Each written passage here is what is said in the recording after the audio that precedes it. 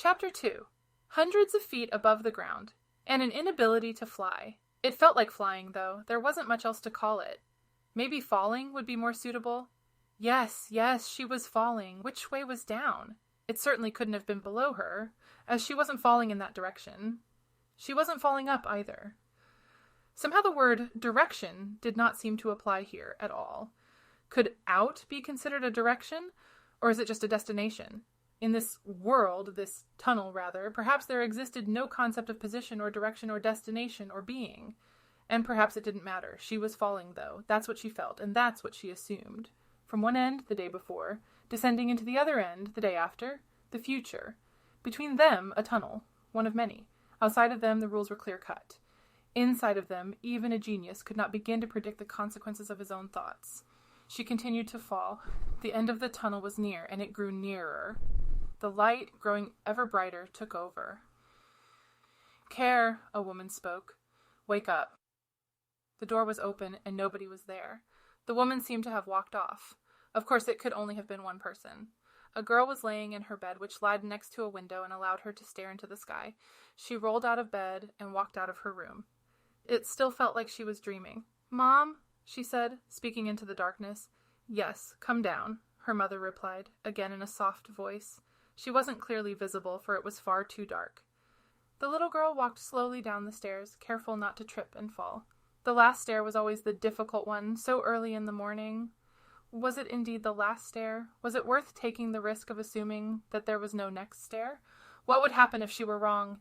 Surely enough, she tripped. Her body fell down toward the floor. There, however, was no floor directly below her, only more stairs. She fell flat on her face. Her mother giggled. "Get up, Care," she said. Care pushed herself up and made it to her feet. She waited for her mother to continue, but a moment or two passed before this happened. "So, Care," she began, "I just wanted to talk to you. You can get ready for school after we're done." "Okay," Care responded, nervous and shaking. This kind of thing didn't normally happen. Her mother reached into her own pocket and pulled something out. She held it up. It was a watch. It was a greenish color and looked complicated. Care tried to make sense of it, but couldn't. "Put it on," her mother requested, her voice losing its peaceful tone. She handed the watch over to Care, and Care put it on her wrist. She still couldn't quite understand it. "Why?" Care asked nervously. Her mother paused for a moment to look around the room.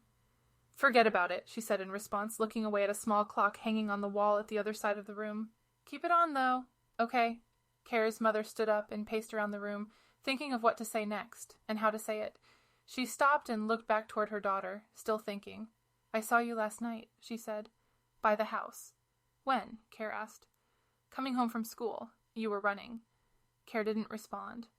There was a long period of looking back and forth, both of them unsure of what to say. "Don't worry," her mother said, not looking directly at her. "You only caught his interest. I just wanted to warn you about him." "Warn me?" "Never let him near you again, or near this house. I want you to hide next time you see him, all right?" The room was quiet for about 10 seconds. "All right," Care's mother repeated. "All right, Care." "Are you listening to my voice?" Yes, all right," Care agreed. "Great," she said. She walked over to the wall and flipped the light switch next to her, bringing happiness back into the room. "Start getting ready." "Yeah." Care ran back upstairs, still shivering as much as before. Her mother sat down on an old wooden chair next to the window. As uncomfortable as the chair was, it brought back too many memories, and she feared that the act of not sitting on it would be disrespectful. Disrespectful to who? Maybe somebody that she once knew, out there in the past, thinking of whether he would exist in any form in the future, even if that form was an old wooden chair next to a window. It was scary outside. The window was nothing but a mirror, one that somehow reflected fears, not light. There was nothing out there but pain and suffering, the kind that she didn't want her daughter to experience. But there was little choice for her. There was little choice for anybody. Maybe she couldn't save her from every bad person in the world, but she could save her from one of them. She continued to stare out the window. Care came walking down the stairs, trying not to make a whole lot of noise, in fear of attracting her mother's attention. She sat down on the last stair, the light making it certain that it was indeed the last. Looking down on her watch, it appeared to be some time in between 12 a.m. and 12 o'clock p.m., but again she could not understand this watch, for it was far too complicated. "He was filming me," Care said, breaking the long silence. Her mother turned her head and gave her a puzzled expression. "What?" her mother asked. That guy, Care said after first clearing her throat. He had a camera and was using it on me. Using it on you? He was chasing me with the camera in his hands like some sort of camera monster. Her mother stood up. Care, she began, pausing to think about what had just been said to her. Really, I mean it, hide. Two short, chubby men sat down on the bench. The first one had a newspaper in his hand. He pretended to read it and looked around at the people surrounding him, possibly waiting for somebody to arrive. The other man fell asleep the moment he made contact with the bench, perhaps never having noticed the man next to him. Marvin walked silently to the bench. He tried not to look disappointed after finding it completely occupied with little fat men, one of which was making poor use of its services. He stood behind the bench, focused on the school. To him, the school was a greedy little bastard, with no appreciation. There it was, filled to the very brim with beautiful children, the smallest, the cutest, the very best on earth, and yet, what was it thankful for? Nothing, it seemed. He grumbled there, standing by the bench, wishing for a different life. A life with a different body and a bench to sit on. Maybe he could talk to that young girl, have a conversation with her, and come over to her house, then sleep next to her forever. Maybe he could laugh with her and all of her friends in that pleasant little school. Maybe he could learn with them, play with them, live his childhood. Maybe he could stay like that for the rest of his life and never be unhappy again. Marvin tried finding a comfortable position next to the bench. Even if he could not sit on it, he could pretend. One of the fat men stood up, putting down his newspaper. Hey, you, he said, looking over the bench at Marvin. What? Marvin replied, standing up. He wasn't very used to talking to people, and he always sounded like his throat was destroyed in a marvelous explosion years ago. All that was left was a cough that wouldn't go away and a voice that you could never fully understand or comprehend. The fat man glared at him. Get away from the bench, he said. All right, Marvin responded and stepped away. The fat man sat down and returned to his newspaper, a smirk on his face. Marvin peeked at his watch, hoping for good news. Only a minute until 3.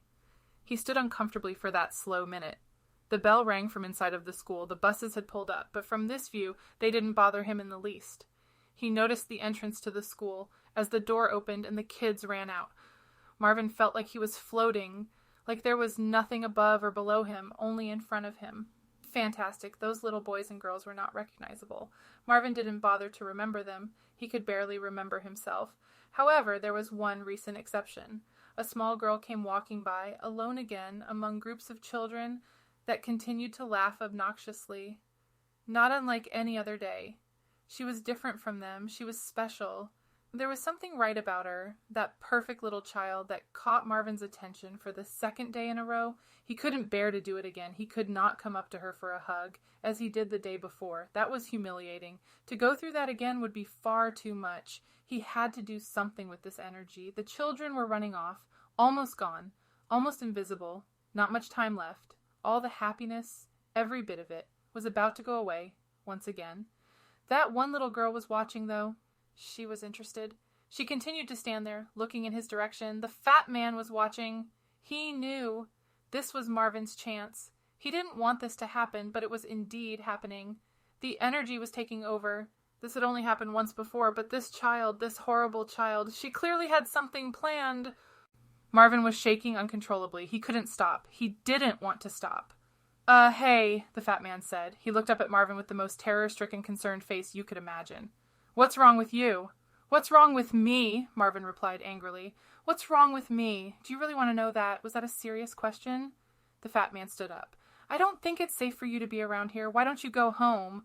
Home? Marvin asked. I came here for this bench and didn't get it. Then I went to relax next to the bench. Didn't get that either, and now you're denying me the right to stand outside? Please, it would be better if, you're all the same. Why can't you be more like them? Marvin said, pointing toward the children behind him, all watching intently. He gained confidence after looking at them. But, Marvin continued, I'm going to be the better person here. I'm going to leave right now. Oh, the fat man said. He almost sounded disappointed. Thank you. He attempted to shake Marvin's hand, but Marvin ignored it. Marvin walked off, waving to the kids while doing so. They waved back and cheered for him. That one girl was still silent, though, just as she had always been. The fat man laughed awkwardly, sitting back down in his seat and picking up his newspaper. He continued to pretend that he was reading something interesting. Marvin felt better. One step closer to earning the respect of kids.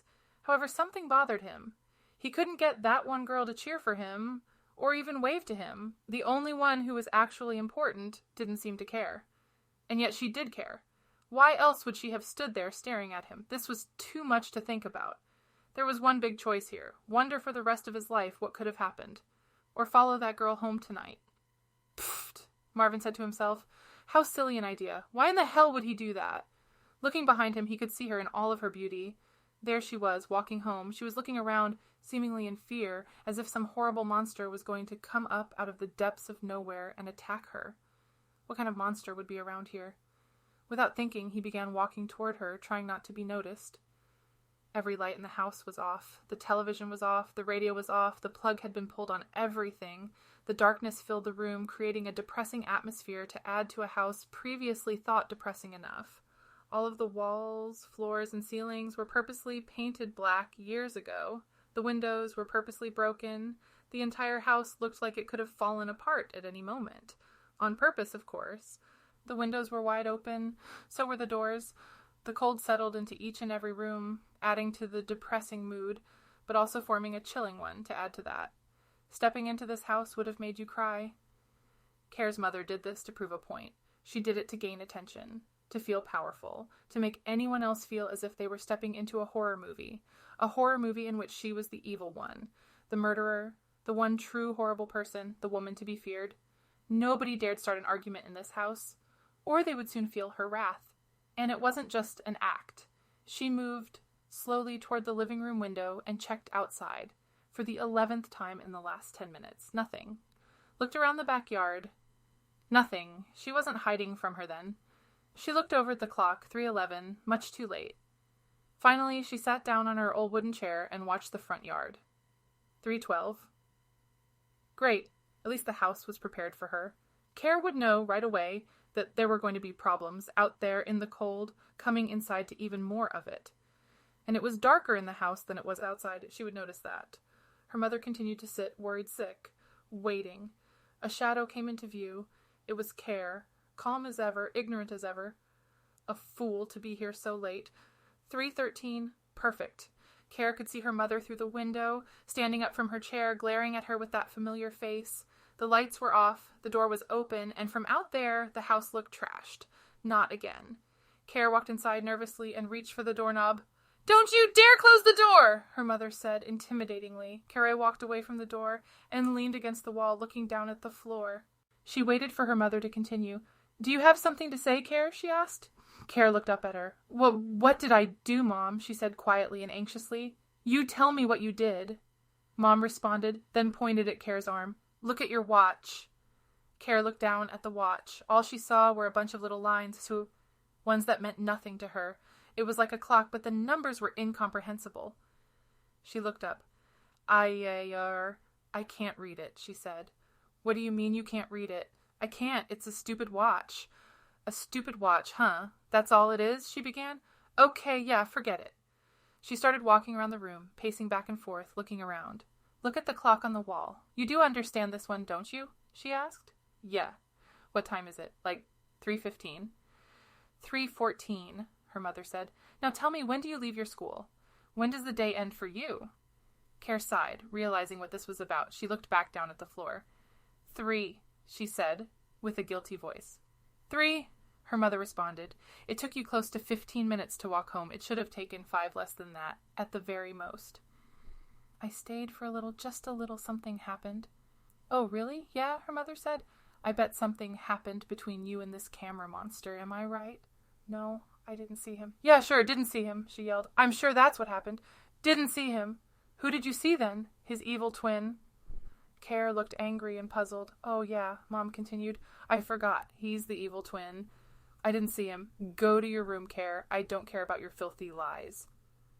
Care grumbled, then ran up the stairs, stomping her feet hard on the way up to show her anger. Mom walked back to her chair and sat down, not bothering to close the doors and the windows. She continued to look outside.